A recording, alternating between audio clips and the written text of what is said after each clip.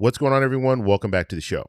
So there was a runoff election yesterday, and I want to talk a little bit about this because the results of this runoff election could show us information in regards to the 2026 midterm election. So if you guys didn't know, in Texas, they had a runoff race, and I'm going to go over this because the Democrat actually won. The Democrat outperformed.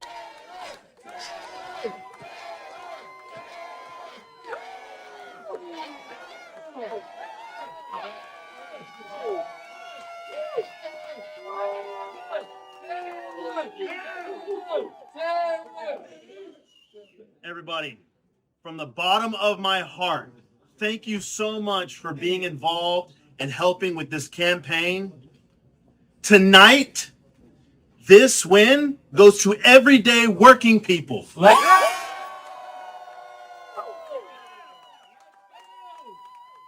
We will see you out there.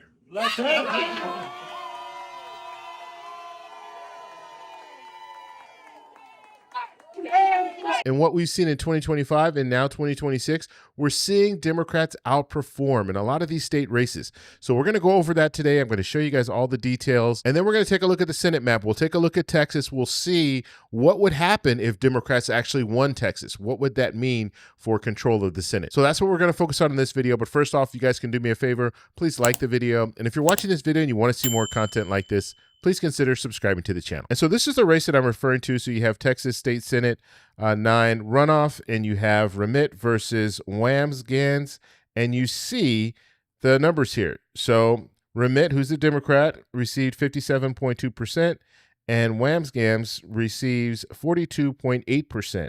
Now, what's interesting about this is Trump won this district by 17 points.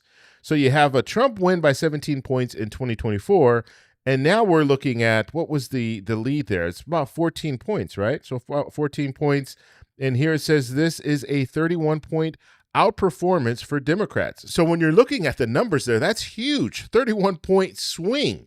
Democrats are able to win a district that is a red district. And so this could be a precursor to what we're going to see in 2026 in the midterm election. Now, I want to go a little step further because why did we see numbers like this? And first, I want to take a look at this post. This is coming from Interactive Polls. It says Democrats have flipped 8 state legislative seats in special elections during the 2025-2026 cycle. So Texas they have here, Mississippi, two districts in Mississippi, 2 districts in Iowa, 1 in Pennsylvania, 1 in Georgia, and then another one in Mississippi. So something is going on. You have more, either you have more Democrats that are mobilized and ready to get out there and vote, and let maybe less Republicans that are really participating because Trump isn't on the ballot or just because it's a special election. But we're seeing something. I think we're seeing voter sentiment. Some voters are just not happy. They're not happy with what's going on. And they're letting their voice be known by either not voting or voting for the other candidate, voting for a candidate who's not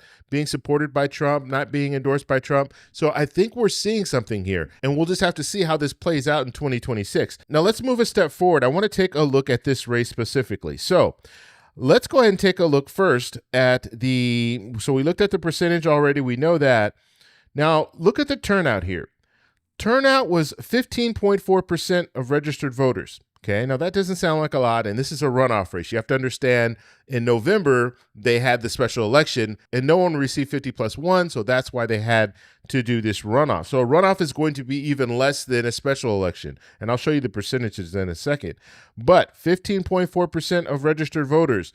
Total votes cast, 94,782. Now, when we look at different elections and how voters turn out, if it's a presidential election, it's usually between 60 to 70% of people will vote.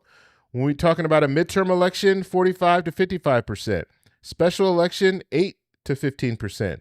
Runoff election, 5 to 15%. So looking at this is on the high end of a runoff. So even though the turnout was low, it's still on that high end if you're looking at the averages there. And it says here, low voter turnout, 1 in 7 voters showed up to vote. And this is the total votes cast. And then it says normally higher. So fall elections see turnout 3 to 4 times higher. So this is what we're expecting in the 2026 midterm election. So you're going to have more people that are going to show up to vote.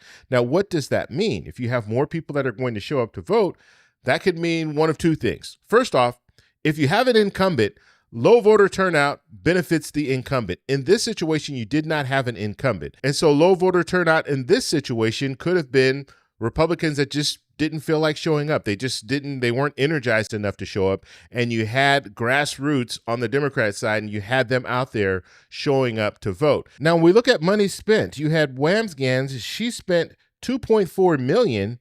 Remit spent $200,000. So you see the Republicans spent a lot more money than the Democrat, but the Democrat was able to do the grassroots, able to get people out there to the polls and voting. And this is going to be a problem in 2026 for Republicans. And this is only one problem. The Republicans, I think, are going to have a variety of different issues that they're going to have to deal with. But one problem is you don't have Trump on the ballot. So you don't have people energized to get out there and vote, especially if our economy is not doing well. If our economy continues to be stagnant, pretty much the way it is right now, then you're not going to see people energized to vote. The only people that you're going to see energized to vote are probably going to be Democrats because they want some type of checks and balances. And so in situations like this, it's going to be very hard for the Republican candidate to energize their base because there's really nothing that they can say that's going to get them to say, hey, yes, we need to get out there and vote. Now, let's take a look at the Senate map. Because this happened in Texas, now I'm not saying, let me start up by saying this.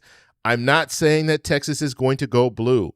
However, this could be a sign of what we see in 2026. We could see a very close race in 2026 between Cornyn and Crockett, or Cornyn and Tallarico, or Paxton and Crockett, or Paxton and Tallarico. We could see a close race. Why?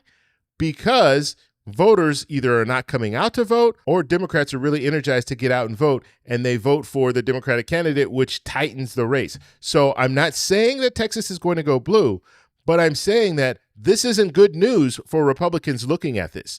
You have Cornyn right now. You have Paxton. They're running against each other in the primary. You have Tallarico and you have Crockett. They're running against each other in the primary.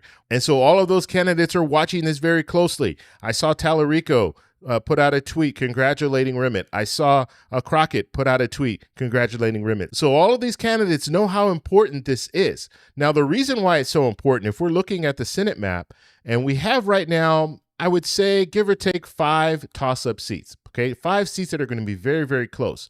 Now, understand, Democrats hold Michigan right now, and they hold Georgia. And so they need to keep those seats. They can't lose those seats. So let's say Ossoff wins and McMurrow or Stevens wins in Michigan. And so now Democrats are able to defend those 2 seats. Now we have 3 more seats that are out there. We have North Carolina. Roy Cooper's doing well in North Carolina. He's up in the polls. So let's say that North Carolina goes to Democrats. And then in Maine, we know what's going on in Maine. Susan Collins is struggling. So let's say Democrats are able to win in Maine, and then Peltola wins in Alaska. Now we're looking at a 50-50 Senate. Tiebreak goes to the vice president, of course.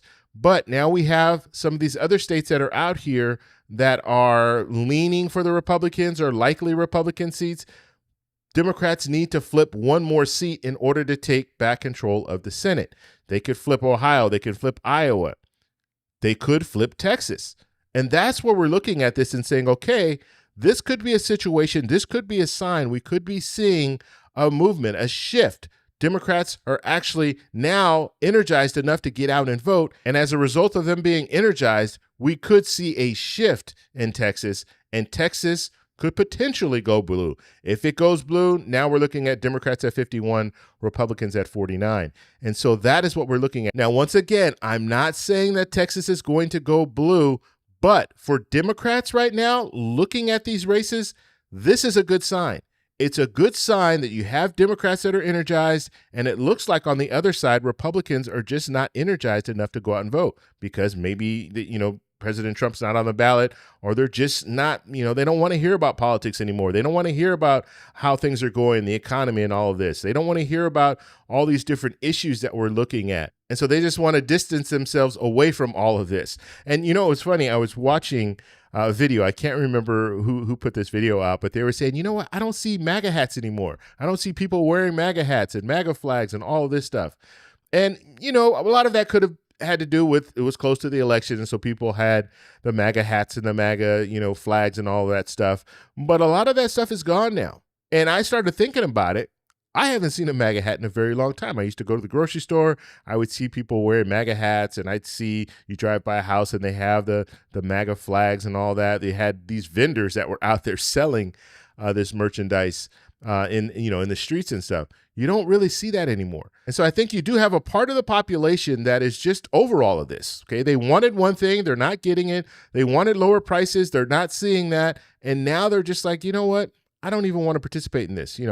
I trusted in President Trump to bring down grocery prices, and it never happened. And they trusted President Trump on the economy and all the different things that they were talking about. We shouldn't be participating in wars in other countries and all this stuff. And a lot of that is going on right now. So a lot of the things that they said that we shouldn't be doing, the voters, a lot of that same stuff is being done right now. We're still sending money to different countries. We're still getting involved in different conflicts all over the world. And so this could be impacting their decision to go out and vote. So I want to know what you guys think. What do you think about that race? Do you think that changes things? Do you think that Texas has a chance of going blue? Let me know in the comments below. If you like this video, please give me a thumbs up. Please subscribe for more. And remember, stay informed, stay engaged, and I'll talk to you in the next one. Bye. So that's all we have for this video. Make sure if you guys want to send me an email, you can do that, david@thetecshow.com. Like the video, subscribe for more, and check out these videos over here for some more great content. Talk to you later. Bye.